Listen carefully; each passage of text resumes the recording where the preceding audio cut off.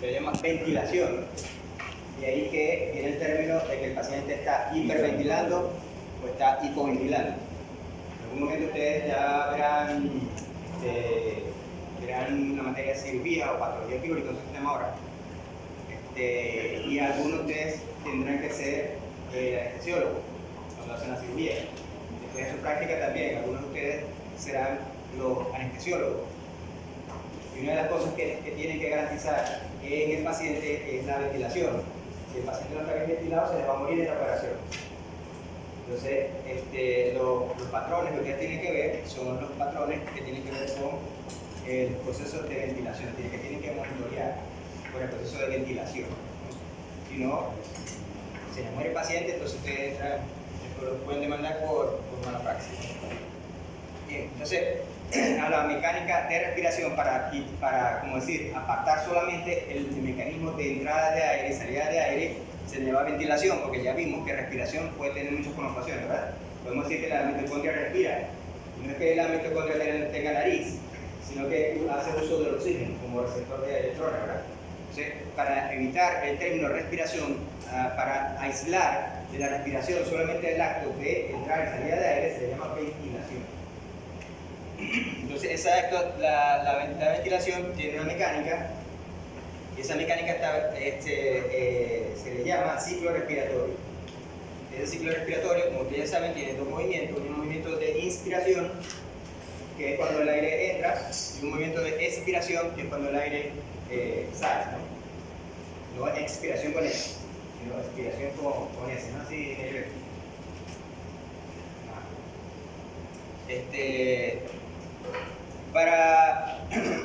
uno sabe que una persona buena está respirando, ¿por qué? Porque hay cambios de volumen en el tórax.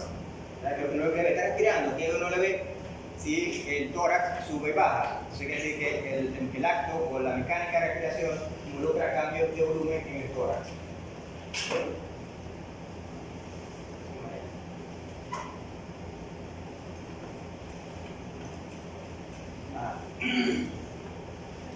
Entonces hay cambios de volumen en el tórax y básicamente está dado por los músculos que alteran ese tamaño del tórax.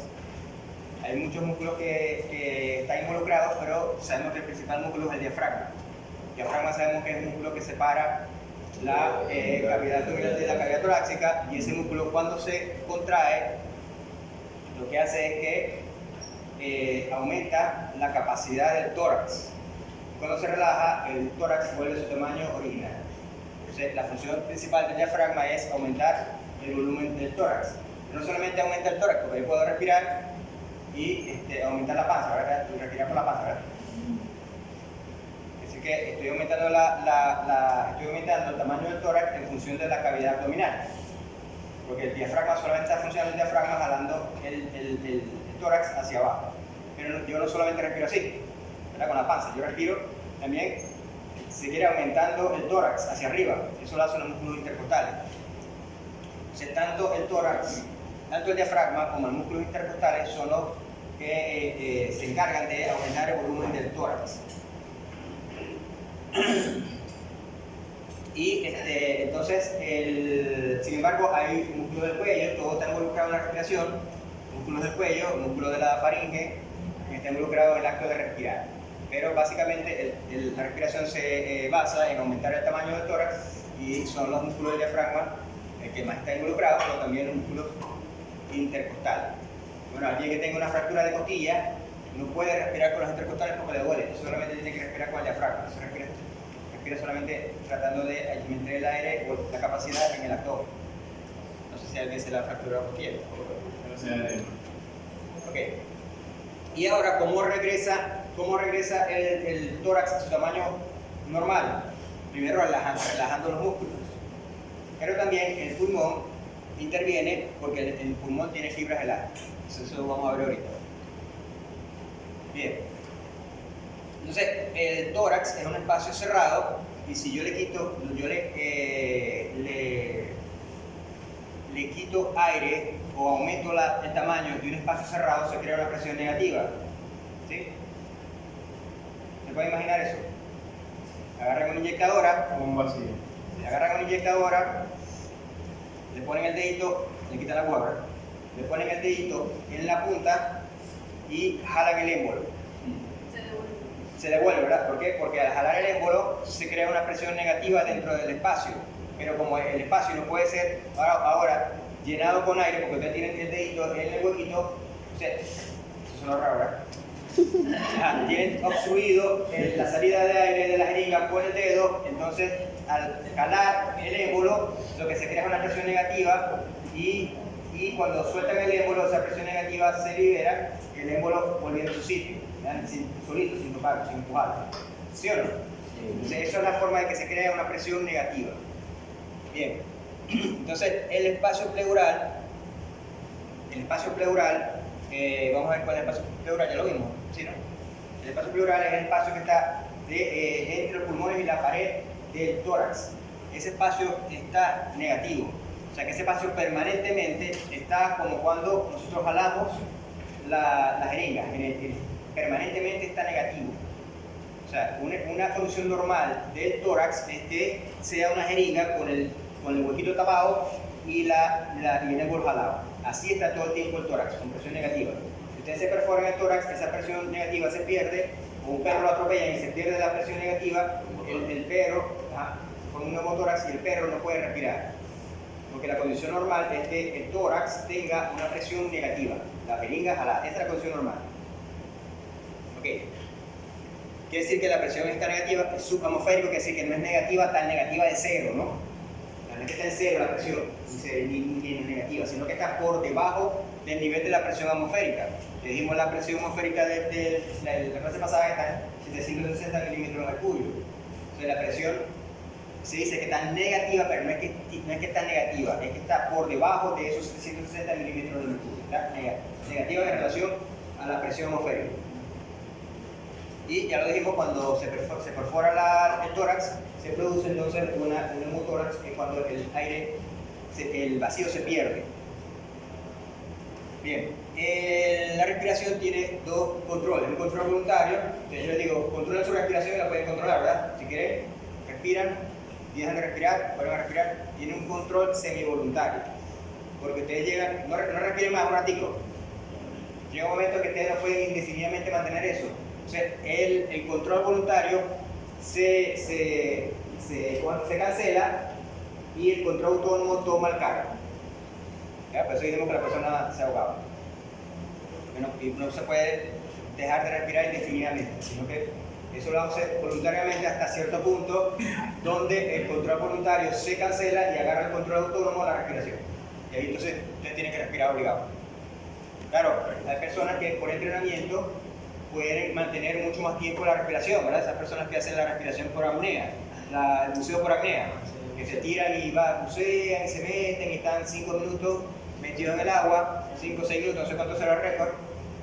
También hay una tribu por allá en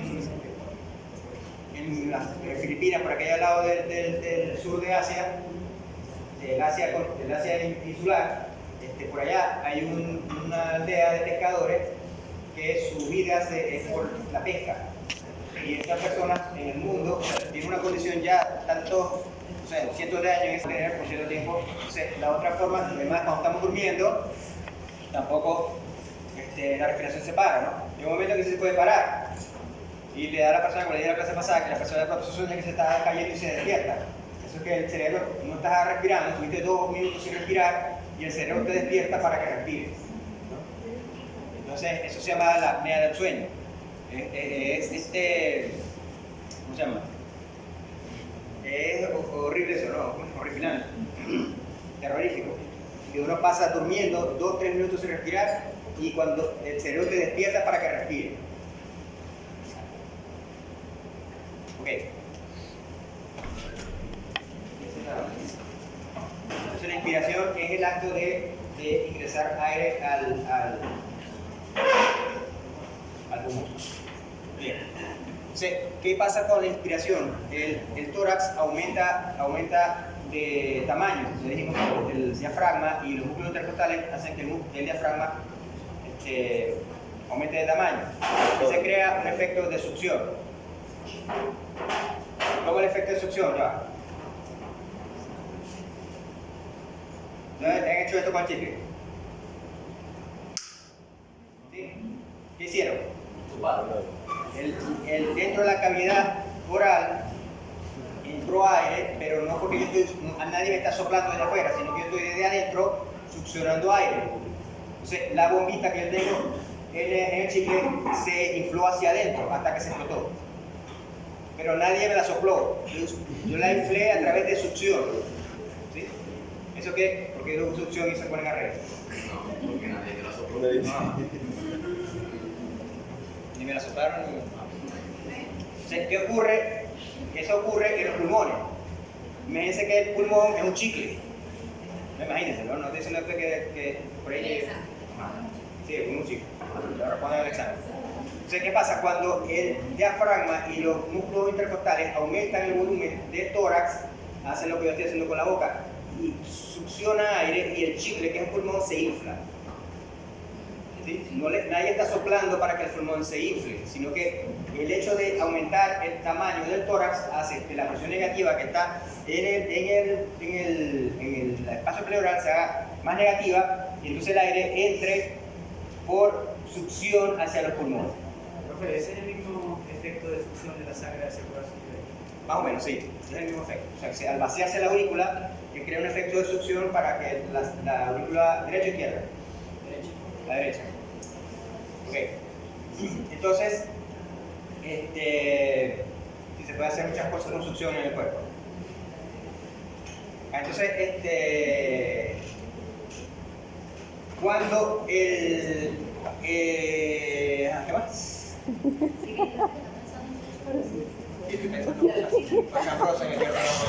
Atmosférica, quiere decir que el aumento del tamaño del tórax ha hecho que entraba aire. ¿Hasta cuándo va a entrar aire?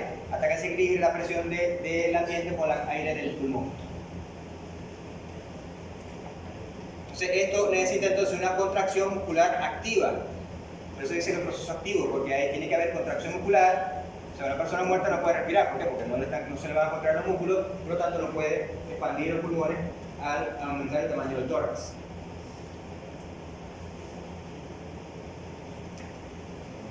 Y en la expiración ya tiene que ver con un proceso pasivo.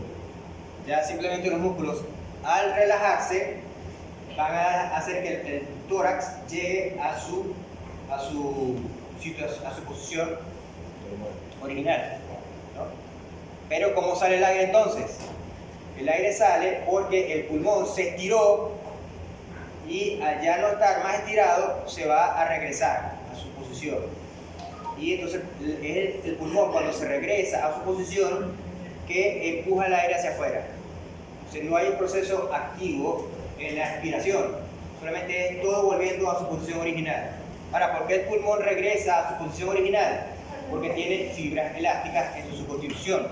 Entonces cuando el pulmón se estira, esas fibras elásticas almacenan energía, igual que la otra, ahora almacenan energía, y luego cuando ya no está la fuerza que le está haciendo estirar, las fibras elásticas vuelven a su posición original y es haciendo que expulse el aire. Lo mismo que pasa con los vasos sanguíneos. Sí, con la aorta, exactamente. Entonces, ¿verdad? Porque si no tiene fibras elásticas, ¿qué pasa si yo soplo una bolsa de supermercado? Yo la soplo, ¿verdad? Pero al abrir la boca de la bolsa se queda inflada, ¿verdad? ¿Por qué? Porque no tiene fibras elásticas en su constitución y por lo tanto la bolsa no almacena energía.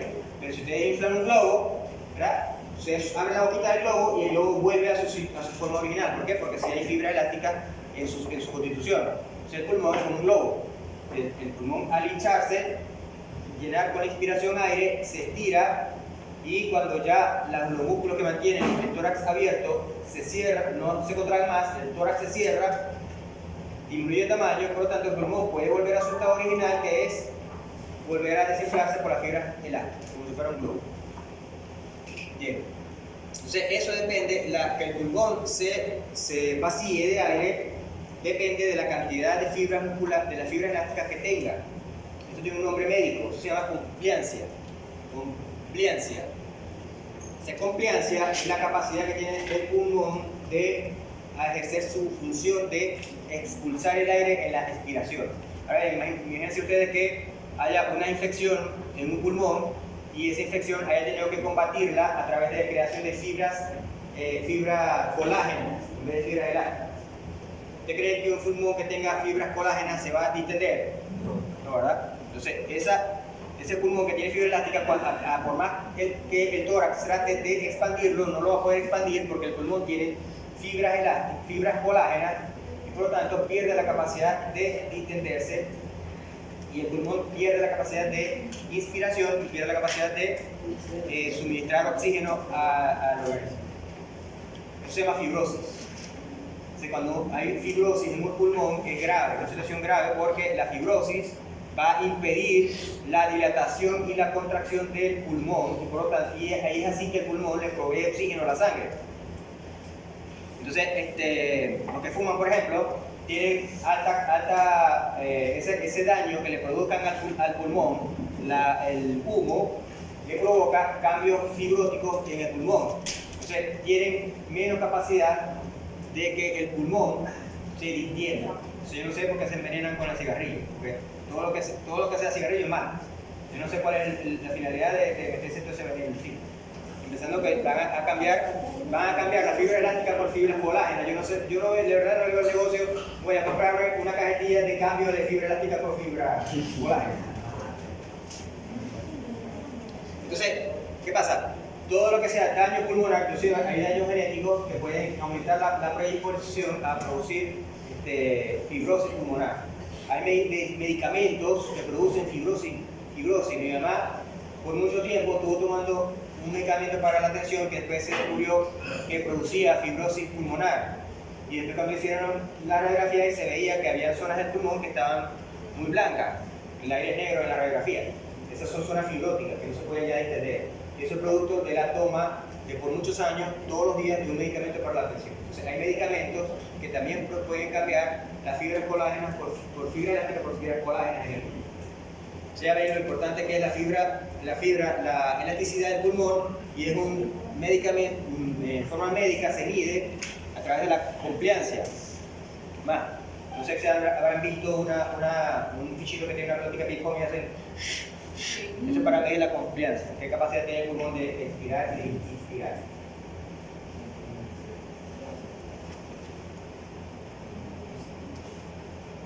Entonces, yo puedo botar el cheque, pero ya puse el ejemplo. El diafragma, aquí está el punto medio. No está ni inspirando ni expirando, está en el punto medio. En la inspiración, el diafragma se mueve hacia abajo, ¿verdad? Aumentando la capacidad del tórax a costa de la cavidad abdominal. Se contrae y aumenta, se va hacia la cavidad abdominal. Y los músculos intercostales elevan las costillas, bueno, lo elevan en los humanos, pero en los perros lo echan hacia adelante. ¿Me entienden? Y entonces eso hace que aumente el tamaño del tórax y por lo tanto crea un efecto de succión que es compensado, pues es aprovechado por el pulmón para estirarse y hacer la succión de la entrada de aire. O sea, la succión hace el pulmón al estirarse. Ok, entonces luego, en el momento de la expiración con ese, el diafragma y los músculos intercostales se dejan de contraer, por eso es un proceso pasivo, se dejan de contraer, el tórax se vuelve a su posición original y entonces el pulmón aprovecha esa elasticidad que tiene para volver a su estado original y hacer la presión para expulsar el aire. Entonces, de esa manera el pulmón se llena de aire y se vacía de aire. Inspiración y expiración, que es lo que ustedes han hecho desde ahorita. Hay unos que están echando más aire porque bostezan.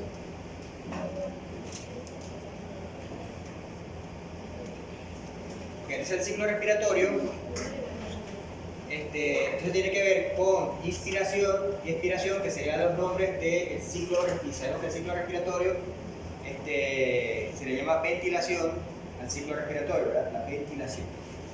Entonces tiene que ver con las presiones, una presión negativa que está en el espacio pleural, y esa presión negativa se aumenta cuando el tórax se distiende. Entonces quiere decir que hay un cambio de volumen.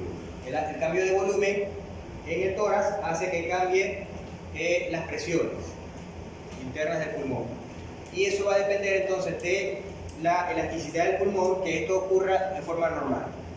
Si el pulmón está normal, esa fibra elástica está funcionando normal, esto va a ocurrir en forma normal. Si las fibras elásticas están siendo cambiadas por fibras colágenas, esto no va a poder ocurrir. Y lo otro es la resistencia al aire. La resistencia al aire le dan todas las estructuras con las cuales el aire entra en contacto. Ya vamos a hablar de eso ahorita mejor. Y eso se mide. Entonces, en una operación, en un humano, también ya en las clínicas más avanzadas de veterinarios, también hay aparatos para medir ventilación. O sea, eso se mide. Si una persona, si usted lo proteja, no lo tiene que operar nunca, pero las personas, ustedes han escuchado, no, que me van a operar. Cuando una persona entra a quirófano, el anestesista o el anestesiólogo lo conecta a un ventilador.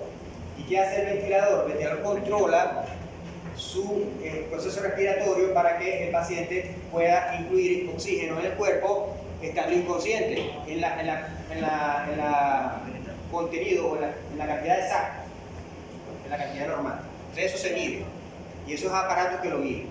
Y ya hay clínicas veterinarias que lo tienen. O sea, un perro, un gato, un caballo, lo que sea, entra a una cirugía, lo conectan a un ventilador, y ese ventilador controla la ventilación.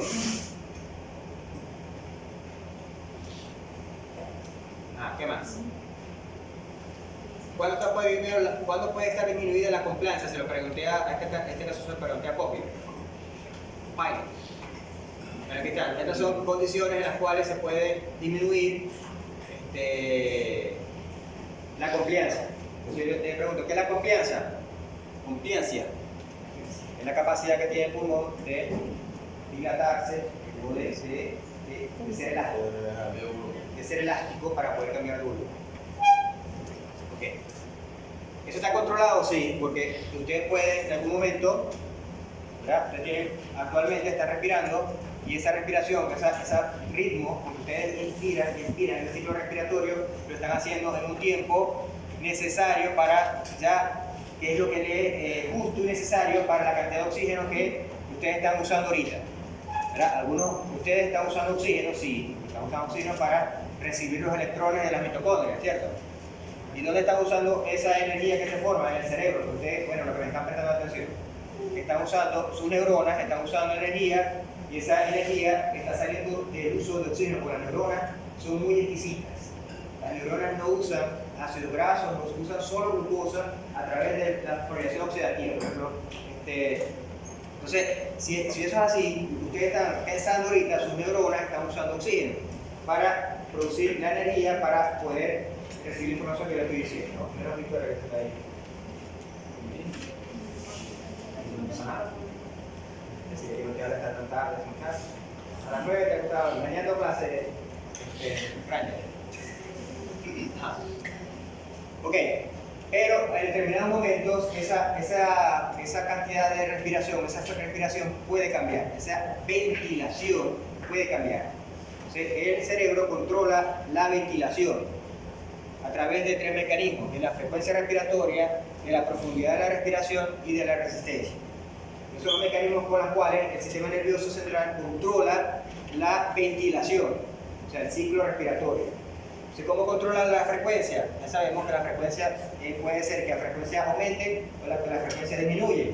Ustedes se acuestan a dormir, ¿verdad? Y entran a una tasa de respiración baja, ¿verdad? Ustedes ven que una persona respira, ¿verdad?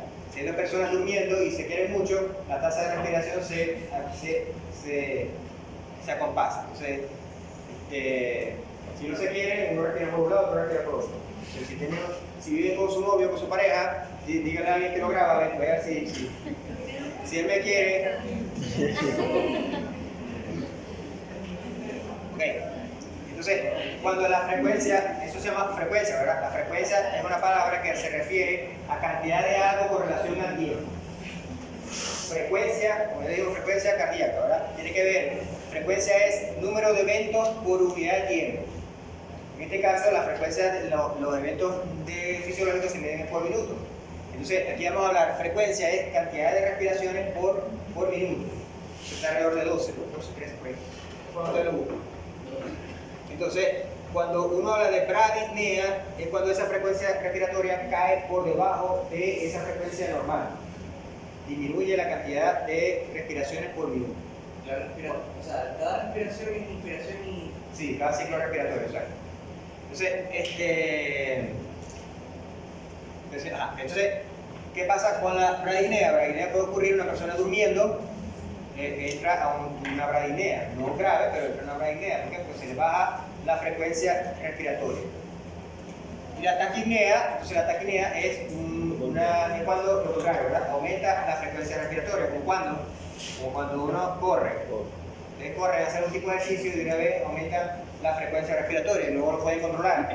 Esa frecuencia respiratoria aumenta porque sí. Ustedes corren de aquí hasta allá hasta Cafetín.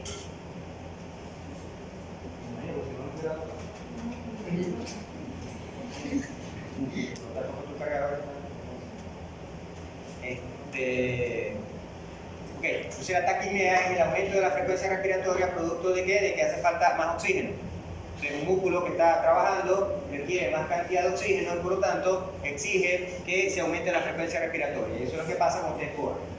O cuando ustedes están haciendo otra cosa que hacer ejercicio físico, ¿verdad? Siempre van a aumentar la frecuencia respiratoria, aunque ustedes se emocionen mucho, también aumenta o sea que puede ser una taquipnea emocional, ¿verdad? Eso es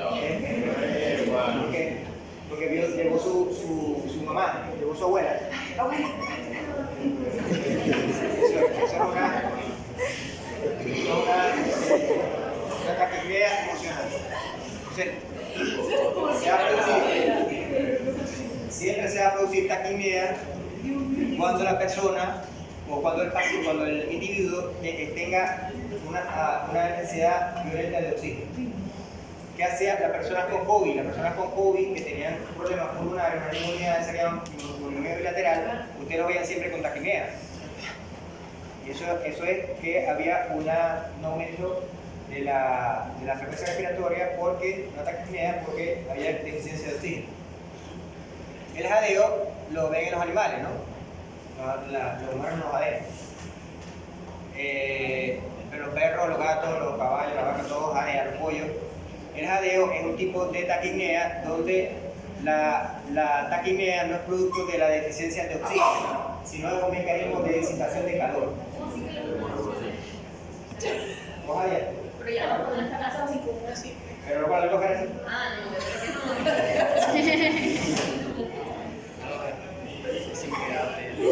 no. Saqueo. Tu novia está muy contento.